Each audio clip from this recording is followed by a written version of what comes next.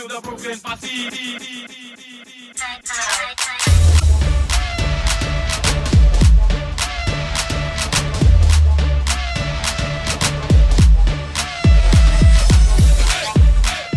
Hello and welcome to the FITz and Healthy podcast. I am your host, Dr. Lauren Fitzgerald, and it's been a hot second since I've seen you guys, but I am super excited to come back with this amazing interview with this chick that I'm pretty sure she's destined to become a good friend of mine in the future.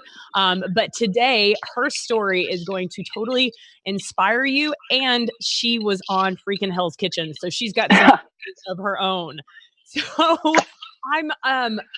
Jamie, I have to, before I do the official introduction of you, I have to tell them how this all came about, because it was literally, we just met last weekend. And so most of you guys know that now I live in Chicago with my man, and it was last Saturday, we were watching the news, and in Chicago, like this time of year, there's a ton of festivals and a ton of that kind of stuff, right? So they spoke about Bacon Fest Chicago. And of course I was like, Chris, we have to go. And he's like, really? Are you serious? I'm like, yes, because I love bacon. There's no secret that I love bacon. So we went to the Bacon Fest. At the Bacon Fest, I literally didn't think that I could eat so much bacon that I don't want it for a while, but that's what happened. But one of the first people that I met at the Bacon Fest before my taste buds were like, okay, no more bacon, was this beautiful young woman who I am going to introduce you guys to, because I'm guessing there's a lot of you that don't watch Cooking Network or Food Network or those kind of things, because, well, you might, but I know I don't. And when we talked on the phone earlier this week, I was like, I'm going to be honest with you. I don't think I've seen an episode of Hell's Kitchen, but I've definitely watched a few of the other ones, because when my mom and I get together, that's what she likes to do. So come to find out that not only has this beautiful woman been on Hell's Kitchen, but she has come to lose, what is it, 100 pounds? 105 pounds. Holy so far. Yeah. I love it. 105 pounds since last January, correct? So yeah. Last year and a few months. It's been a hot minute. It's been a hot minute. So okay. So Jamie, first of all, can you tell me how to pronounce your last name? Bisioulis. Bisioulis. Yeah, bless you. I know. Okay. You said it was pronounced how accidentally one time? Oh, well, so one time in college, I was really great at spell check. So I would just press like autocorrect. And then I submitted a paper with the name of Jamie Bisioulis. And yeah, that wasn't embarrassing at all. And let me tell you, young Jamie, adolescent Jamie, college Jamie, I was really awkward. So it didn't really help me out at all. That's awesome. So it's a traditional Greek last name, though, correct? It is. Okay. I'm like the worst Greek ever, though. So don't ask me any Greek words, or don't ask me if I like olives, because I'll say no. Fair enough. So you guys, I would love to introduce you to Jamie, and she is an amazing woman who has an amazing story that will inspire you. And she's got some little tricks up her sleeve that I think will also help you. So Jamie, kind of tell them like where you started from, because this whole weight loss journey, like you're a normal, when I look at you, normal. You're funny. I was going to say you are a normal size female who looks healthy, but this has actually been one of the first times in your life that you've actually been able to be described that way. Is that correct?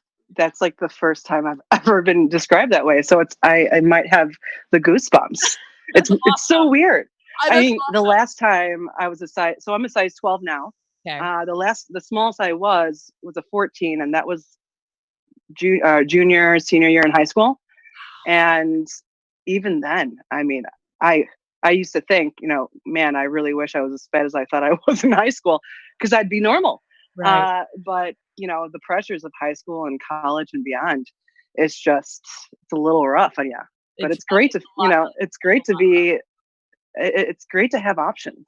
And, even at a 24, if I was still a 24, there's more options now today than there was, 15 years ago. But I am very excited to fit into a size 12. Yeah. So you grew up in a traditional Greek family where food is kind of the center, food and party and gatherings is kind of the center of everything you do, correct? Correct. Like, I don't know how to cook for 4. I know how to cook for 20. And I only had a few siblings. So, and like not a lot of cousins came over for dinner. So we just had a lot of leftovers. And, my yaya and my grandma would just say, you got to clean your plate. Okay. I love food.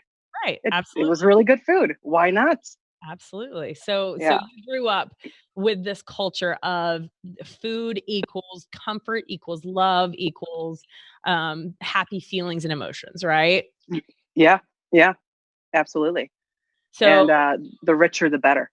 oh yes, yes. Mhm. So I shared with you, I grew up watching my mom cook, but I went the opposite way, and I'm like, oh hell no.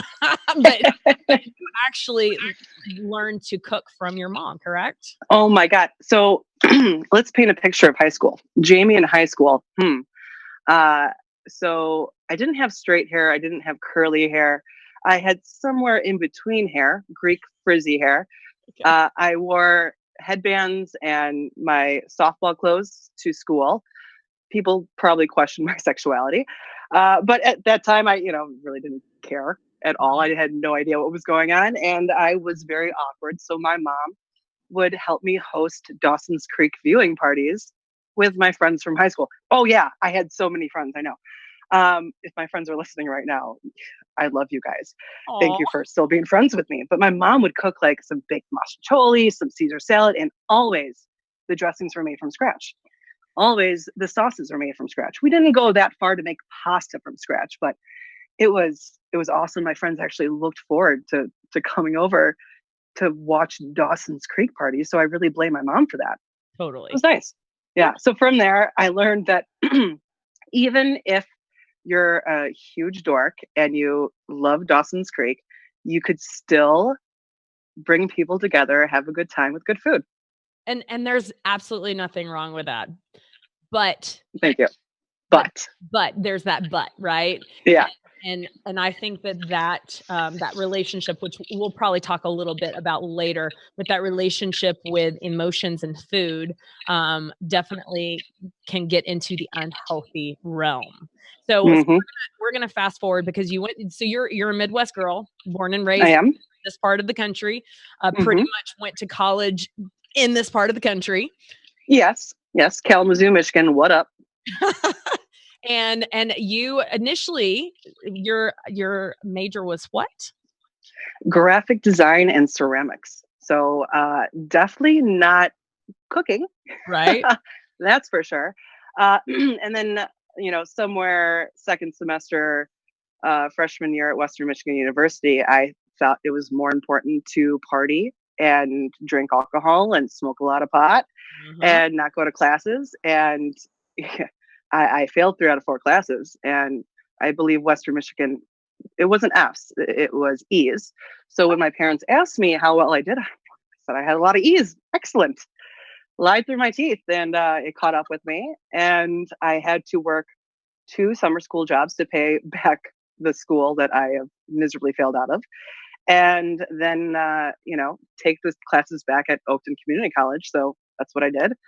And from there, I learned the more I have in the air, like the busier I do, the better I am, Right. and the more I can multitask. So uh, I'm glad I did it. And I realized one of my jobs was working in the catering kitchen. And since I used to wash dishes for free. And I mean, listen, like being Greek, you kind of had to pay your dues. But Right. this was like the first time I'm like cutting a cantaloupe, and I'm like, how the hell do you cut a cantaloupe at that time in my life? I thought you would just half it and then scoop out the seeds, like typical Greeks in diners.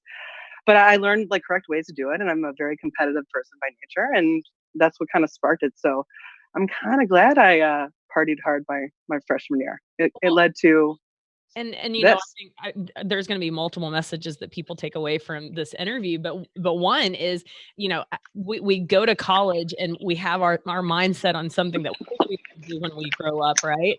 And when life happens, and you take another turn, like what a blessing! Because I mean, what would your life look like if you would have kept on that path that you were on? You'd probably Yeah. be miserable and be bored to death, right?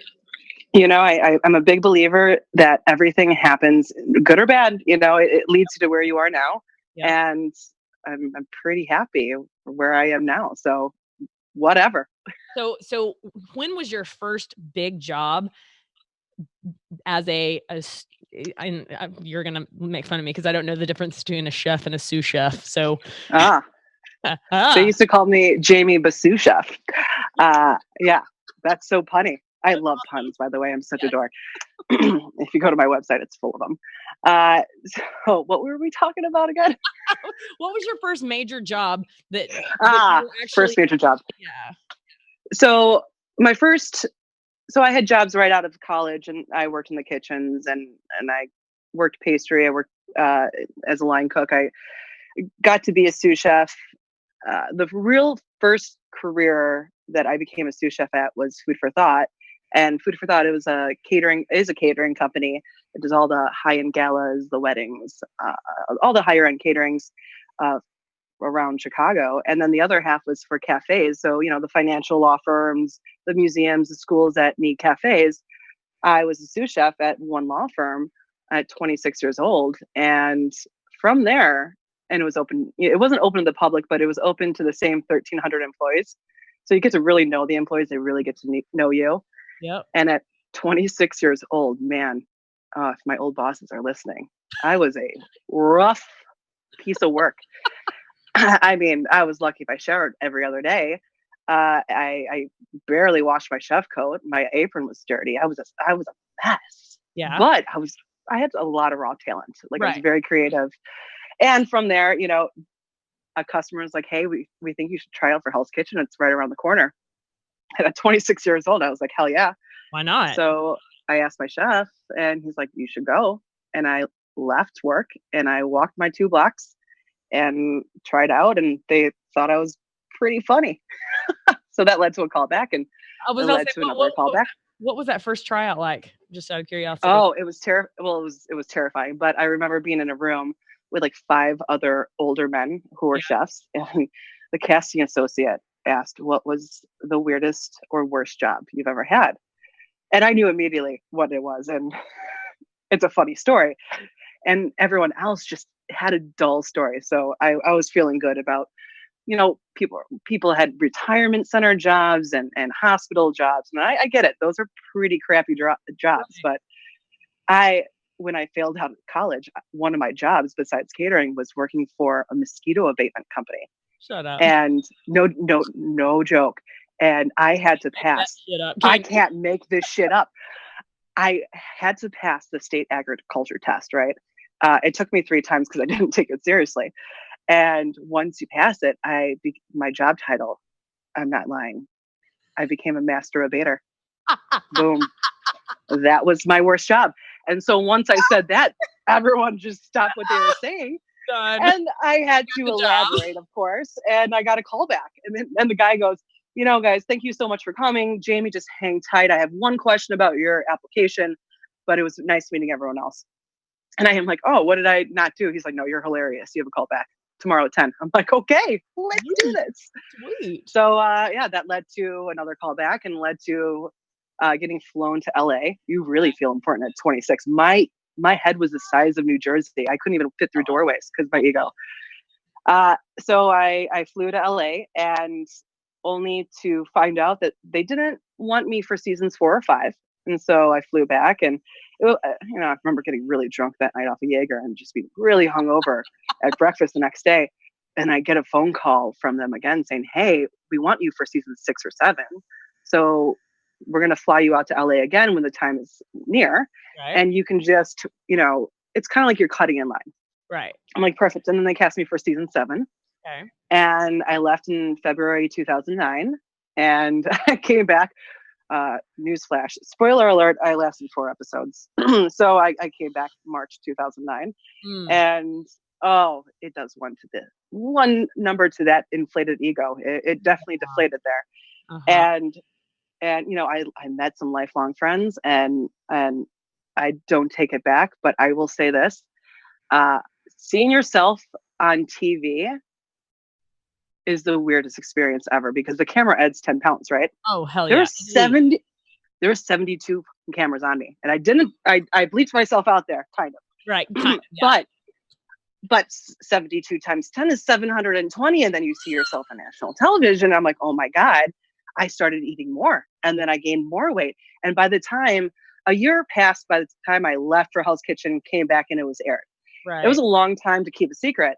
Right. And I partied hard. I ate a lot, and it's very visible on my Facebook page. You could see, like, I call it the worst picture of me. Trust me, there's worse, but it was like the worst angle of me. At least I had makeup on in that, in that photo.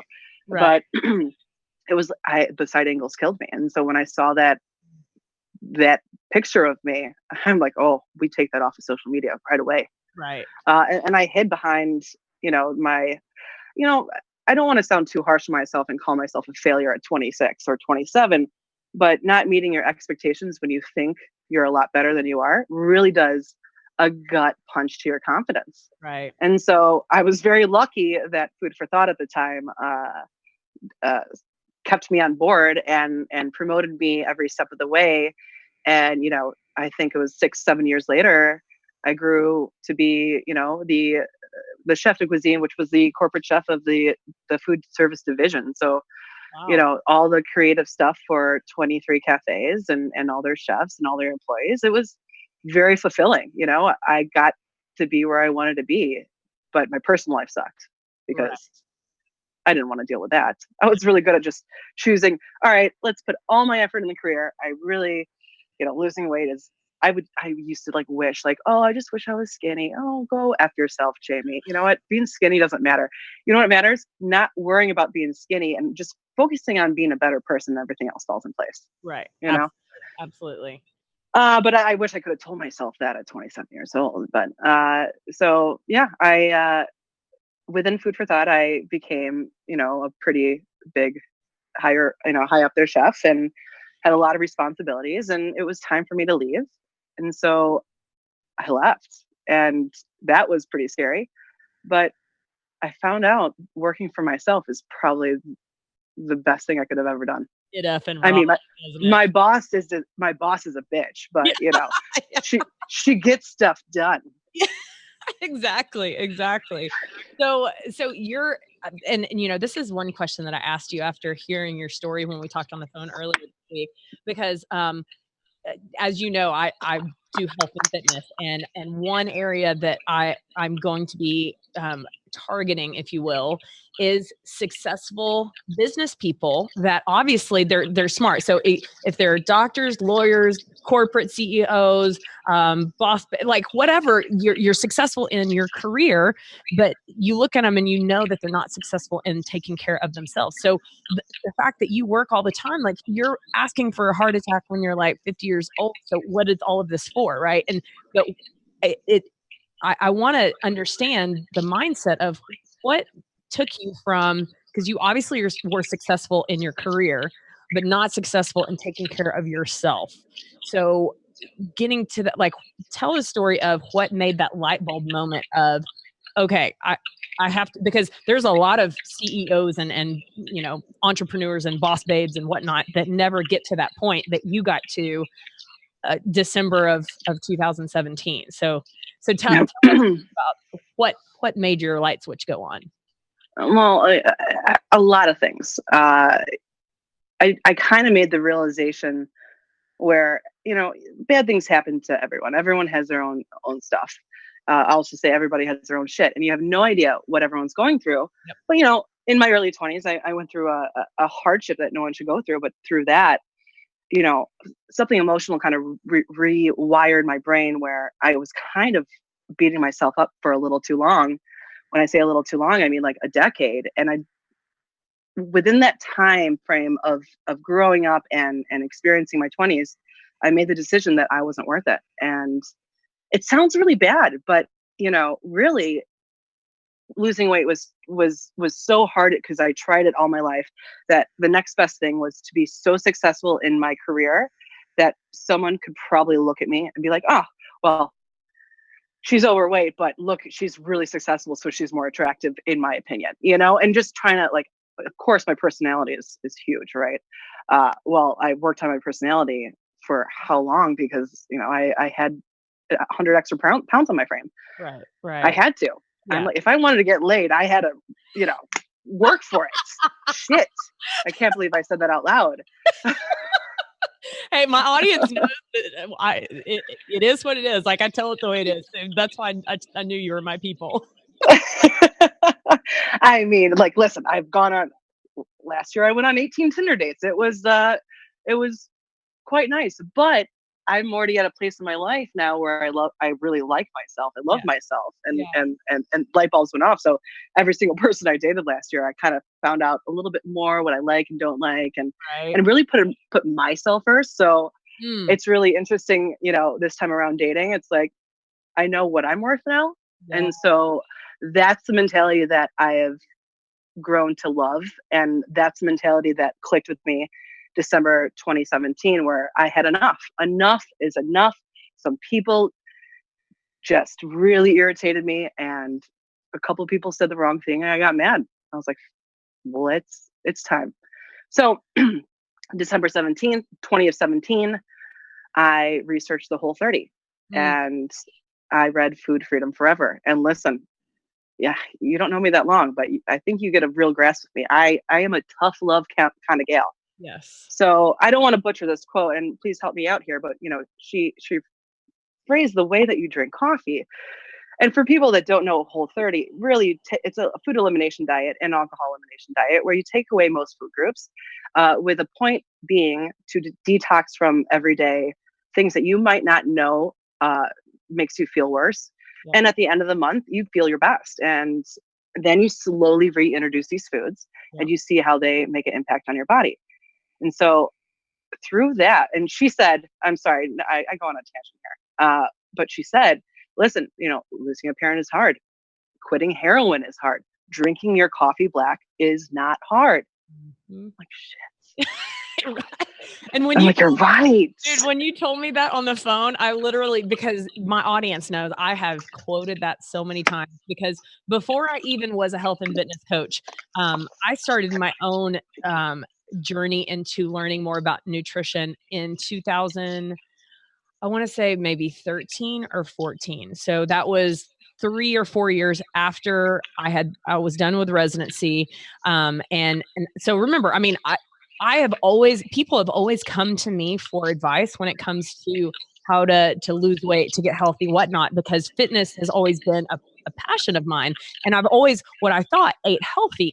In my 20s, in med school and residency, I would always have people in the OR come for me for advice. And it wasn't until I really started, it was actually, I told you, the Whole30 and the Bulletproof Diet. Those are the two first books that I read that introduced me to the concept of like, hey, this whole low fat trend that you have thought that is supposed to be good and that you've told patients about, it's actually crap. And it's actually more of what kinds of food you're eating and feeding your body. And so I literally, up until I practiced medicine, if I had a patient that suffered with autoimmune disorders, suffered with weight, suffered with diabetes, hypertension, I would literally tell them all about the Whole30, because it was a great free resource to go to start, because it's so overwhelming. There's so much crap information out there, bro science everywhere, like people, even educated people like me, were learning their nutrition from the health and fitness magazines, which is crap,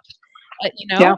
And so the whole, getting a diagnosis of cancer is hard, birthing a baby is hard, losing your parent is hard, like all of those things are really hard. You drinking coffee black and you not drinking alcohol and you cutting out sugar for 30 days is not hard. So stop telling yourself that and just effing do it. And when you told me that, I was like, yes, she's my kind of girl. Oh, you should have heard my friends when you're not going to drink for 30 days. Bullshit. The stock in the local bar must have gone down that month. I swear. Like, why do we have so much extra Tito's? Right. But through that, I had, being overweight's tough enough, but having psoriasis on your shins and your ankles, on the only part of your body that I felt okay showing off. Oh, what? Nope. Can't show that off because they're covered in like scales and itchy patches. And so within the 30 days of it, it was so apparent that dairy and my psoriasis were connected because, and the alcohol too. I think the less I drink, the less the flares up, the flare ups. But I found that most people with psoriasis, it's grains, and alcohol is grains. So yeah. So grains, and so I found for me the grains and the dairy I couldn't differentiate. They both made my skin feel itchy. It was really skin, and then with the sugar, it was just attitude. To be honest with you, it was my brain. Yeah. I smoked cigarettes for a long, late teens to early 30s, and man, I try to steer clear of sugar because it's the same feeling of like quitting cigarettes. It's the withdrawal. I don't need it. No, thanks. So true. So true. I mean, I still have it. I still have 2 cupcakes a month, but you did tell me at the same time. Yeah. But the ladies, we can attest to having a couple cupcakes a month. Okay. Absolutely. Absolutely. So at least I'm not ordering 2 Jimmy John sandwich depressed alone. That I might have done that. Well, so yesterday I went into my my virtual gym that I coach, and I have clients in my virtual gym, and I actually recorded this video and shared it because I think it's pertinent to everyone, not just the people that are in my online gym, but people say that they want something, but at the end of the day, it's your actions, and when you wanted to not feel like crap anymore, you wanted that more than you wanted the alcohol or the food or the whatever. So your want meter changed and shifted, and your actions showed. And so it's choosing your heart, because is it hard to make the transition? Absolutely. But it's way harder to live the life that you were living for so long. Am I right? You're right. And I think, it's not just weight related or job related. It's about everything. It's about whenever you're ready, and things in life will try to force you to be ready, or or you put unfair expectations or timelines on life, and that's when you feel like it's a little hard to do, and then you're not ready to do it. It's really hard to explain, but no one can force you to be ready but you. And once you're ready, it's a piece of cake. So it could be the Whole30, because I never felt the way my body felt before not eating certain things. So for me, it's easier to make the right choices. And I just feel so much better. But, maybe if I tried something else because I was ready, it would have been as successful. I think your commitment is completely dependent on how prepared and ready you are. So you started with the Whole30, and that was your first 30 days in January of 2018? Correct. Okay. And so from there, you essentially adopted what you call a paleo lifestyle. And yes, and paleo, actually, I'm a huge fan of paleo. The first time I was introduced to paleo was when I lived in Japan, and they brought CrossFit. So a lot of CrossFitters are into paleo. Mm-hmm. So you have now taken your own weight loss journey and food discovery, this new stage of food, and applied it to your passion and your talents for being in the kitchen. So when I did the Whole30 in January, she said, Melissa Hartwig, the author of Food Freedom Forever, she said, you can't cheat at all. You literally cannot cheat at all unless you fall into you trip and fall into a piece of pizza, and it hits your nose and you get a little bit in your mouth. That's the only way you could cheat. So I'm a chef. How the hell am I going to do this? Because I have to quality control. So it was so important for me to do this that I didn't take any caterings for the month, and I had to figure out a way to pay for my food. Wow. So I decided to throw it to my Facebook friends, hey, I'm going to do this. Sorry if I complain in the next 30 days, but since I'm cooking for myself, I'll cook for anyone else that wants in. And so that actually helped me pay for January. So smart. Yeah. I mean, I have a cake side business. Okay. Yeah. Do I really need and a paleo business? Oh my God. I'm like the angel and the devil. Right. You want a cake, kids? Here you go. You want to lose weight, guys? I'm your girl. Jeez, a little bipolar. Right? I swear I'm normal. So, so you created, so you tell the audience about, because you have actually multiple businesses. When I asked for your social media, I was not expecting four different websites, Instagram accounts, but I mean, you're super freaking talented. I told you, because so my boyfriend Chris, he's the chef. He loves cooking, and he never follows recipes. He likes to create stuff. I'm like, okay, good. I'm lucky because I hate cooking. But he after I told him that we talked, he started asking me questions about the cooking side. I'm like, I don't know. I didn't ask. Because what do you mean you didn't ask? And so the moment that you sent me those websites, he was just like completely like intrigued. So you're super talented, dude. So it's, thank you. I will pay you your bonus by saying that. But it is true. I have 1,432 jobs, mainly under 3 umbrellas. Yep. One is my cake side business. I do custom cakes. Well, so I was a major I was a ceramics major in college for that half a semester. Right. But fondant, I already knew how to bake. So like fondant and clay just makes sense. So I love doing that on the weekends. It's my side business. That's awesome. And then, doing the Whole30 and then having people pay for the meals to help me do my meals. That naturally led to the paleo business. And from there, that was a very slow business to take off because people had to believe me. I mean, I was still overweight. It's like, who's going to buy food from an overweight person? Right. But then I started losing weight, and then I started getting more business. And in the meantime, I still cater full service events. I throw pop-up dinners, and I consult full time for menu development because I'm a big dork and I love puzzles, and menus are puzzles. So I consult for 4 different restaurants right now for all their menus. And I have the paleo business, I have the cake business, and then I also do all the social media and the culinary for Second City Prime and Seafood, which I mean is like the coolest direct-to-consumer meat company there is. Insert shameless plug here. Yeah. But if you do go to my website, there is a link for 10% off there. So I will condone Second City Prime. Yeah, we're gonna for sure help you get all the plugins for sure. Because I'll stop plugging now, and we could still talk about everything else. Plug as much as you want, because I'll be honest. When I first met you, and you said that you do a paleo meal service, my first thought was, ooh, I bet she could help out, because a lot of my clients are not exactly paleo. Most of the I'm a huge fan of high fat, moderate protein, low carbohydrate lifestyle with intermittent fasting, and so. Me too. I like intermittent fasting. I'm a huge fan of intermittent fasting. And I give meal plans that are to the best of my ability to my clients.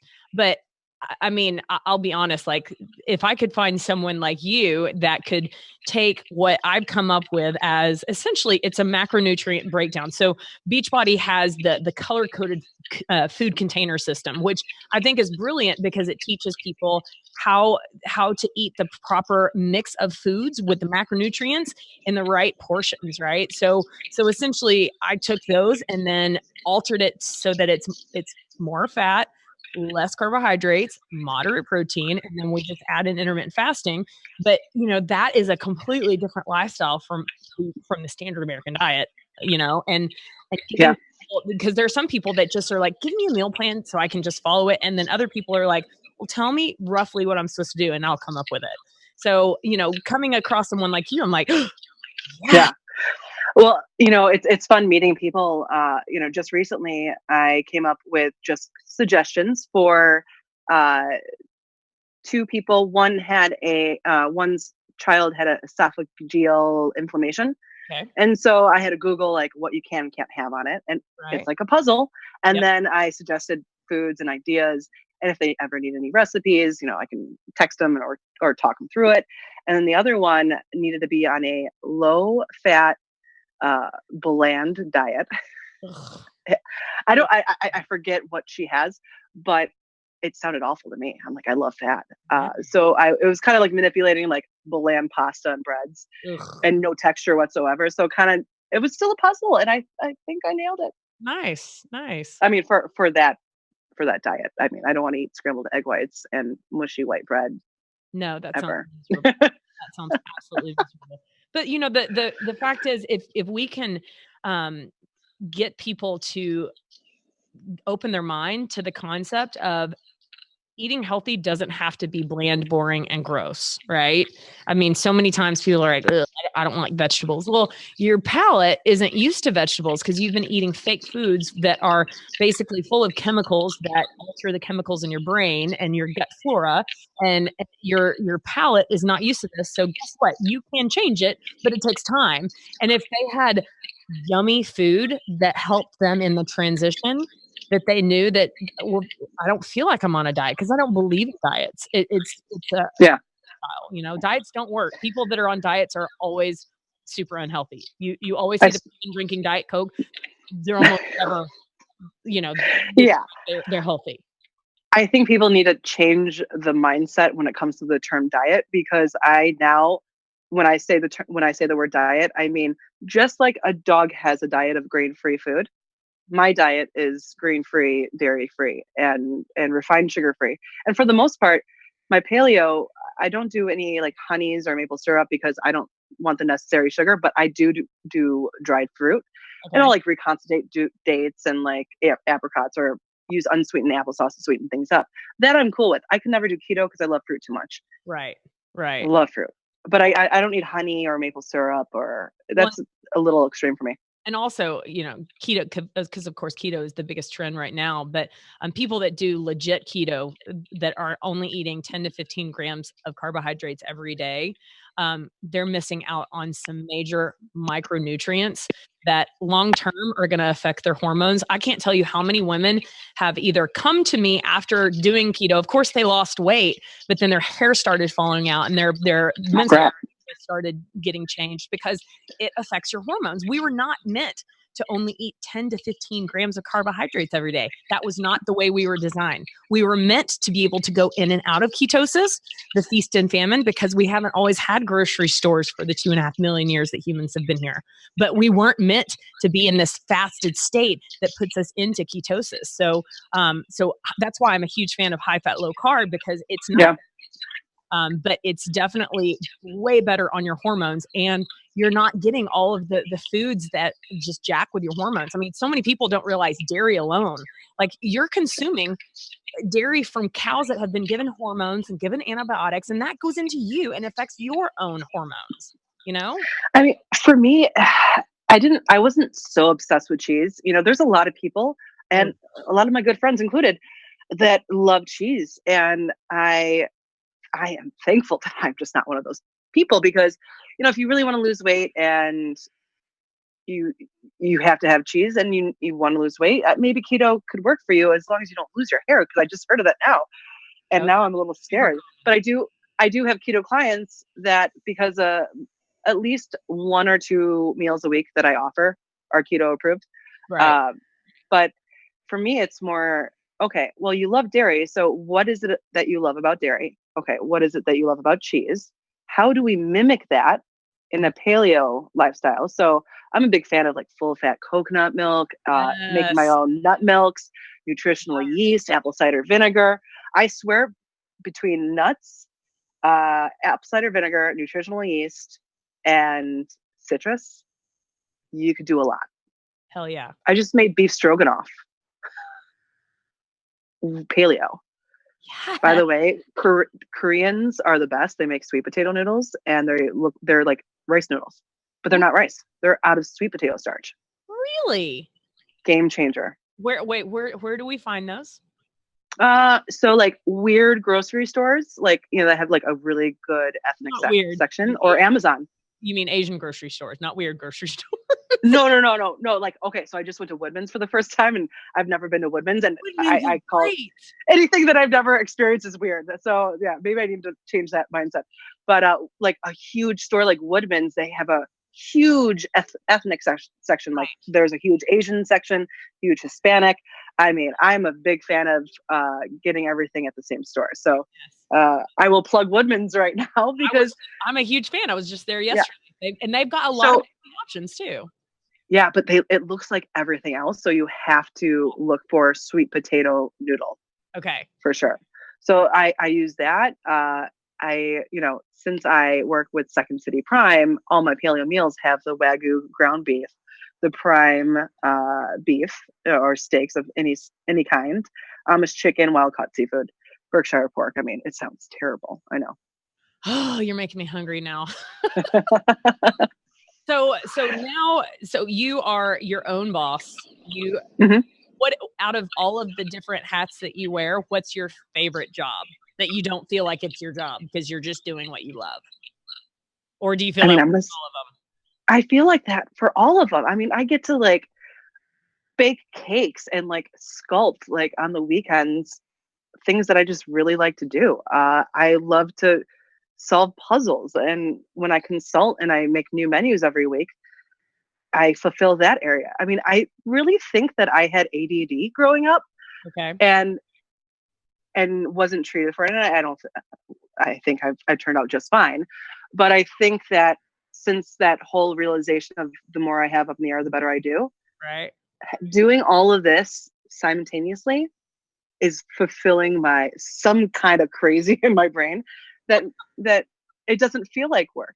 Right. I mean, I'll tell you what, if I don't sleep for like 4 straight days, it feels like work the fifth day. But Yeah. kind of like Bacon Fest. I loved every second of Bacon Fest. I loved prepping for it. I did everything myself, all 1,000 mini cupcakes. No, you did not. I did. I baked everything, assembled on site, and then one of my best friends, she helped me out at the event, the one that you met. Yeah. And thank God for her because I could smile and talk, and she was just refilling. She was working as fast as she can.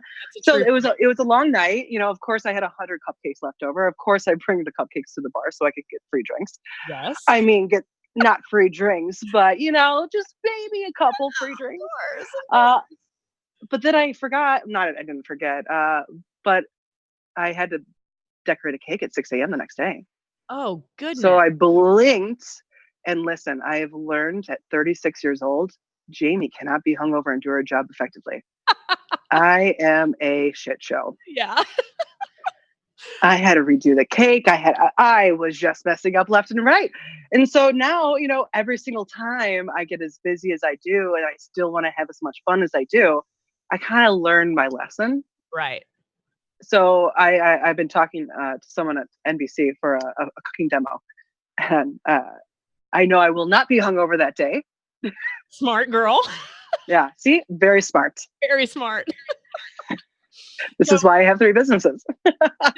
So okay, so I know already there are some people that are going to be disappointed that your service doesn't go outside of the Chicago and Midwest area because I mean, like I would love for my Texas family to be able to subscribe to your. Listen, I don't say no to money. So, Okay. you know, I can ship nationally. Right now, I don't have a great deal like I do with the Chicagoland and Northwest Indiana area. But, you know, I have a very big freezer. I can hoard meals for a month and ship them every 2 weeks or every, you know, and do a frequency that is a little bit more cost effective when it comes to shipping. Okay. It's worth the conversation and it's worth finding out. I know I have someone in Delaware that's interested right now, and I'm about to find out the details of how much that's going to cost. Okay, cool. But if it's reasonable, why not, you know? True. So, okay. So if people want to find you online, I mean, you've got multiple websites. So who needs to be sent where? Okay. I'm just going to give you one website because from that one website, you can go to all 3. Oh, even so better. it's firetime.com, Okay. THYME, like the herb.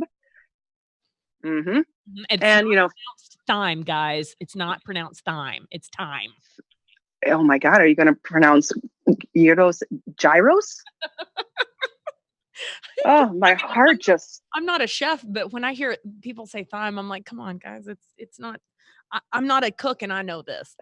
Thyme. Well, thank you.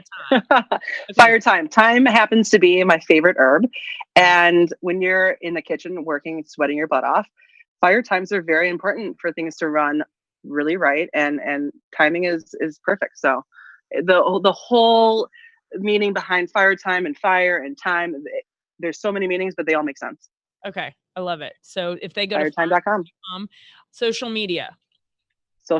So you can do order fire time, or you could just look up my name, Jamie Bisioulis, because I accept most people and you can see everything that I'm doing.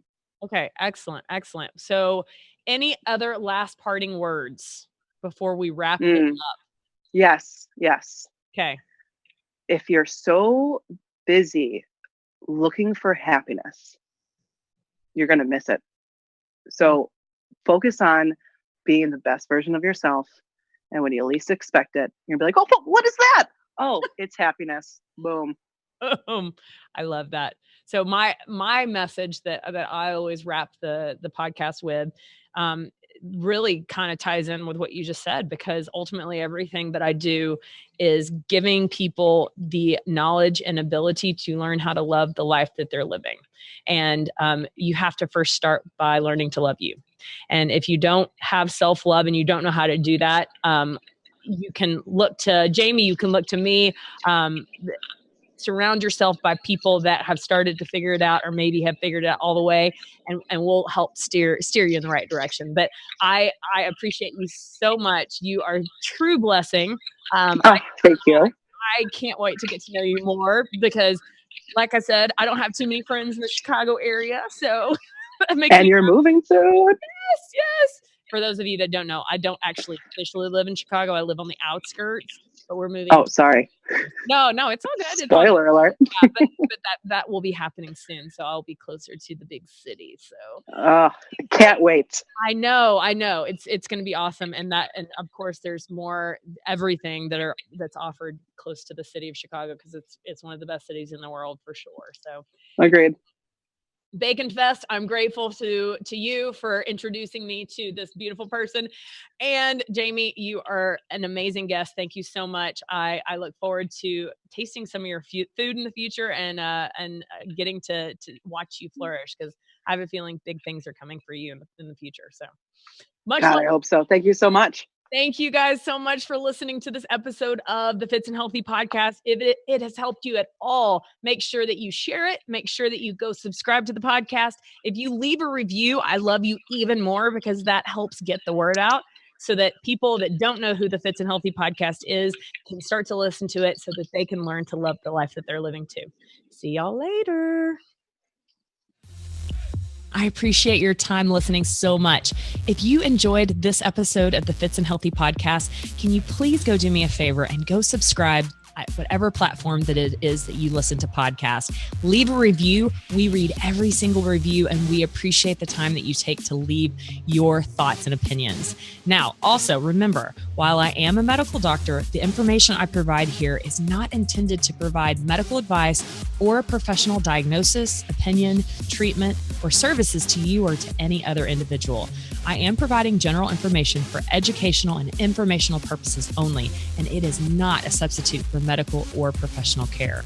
You should not use this information in place of a visit, call, consultation, or the advice of your physician or other healthcare provider. The information I share is not intended to treat, cure, or diagnose any disease or medical condition. If you believe you have a medical emergency, just call 911 immediately, or your physician. Now, enough of that medical legal jargon. Thank you so much for listening to this podcast. I appreciate your time. Now go live a FITz and healthy life.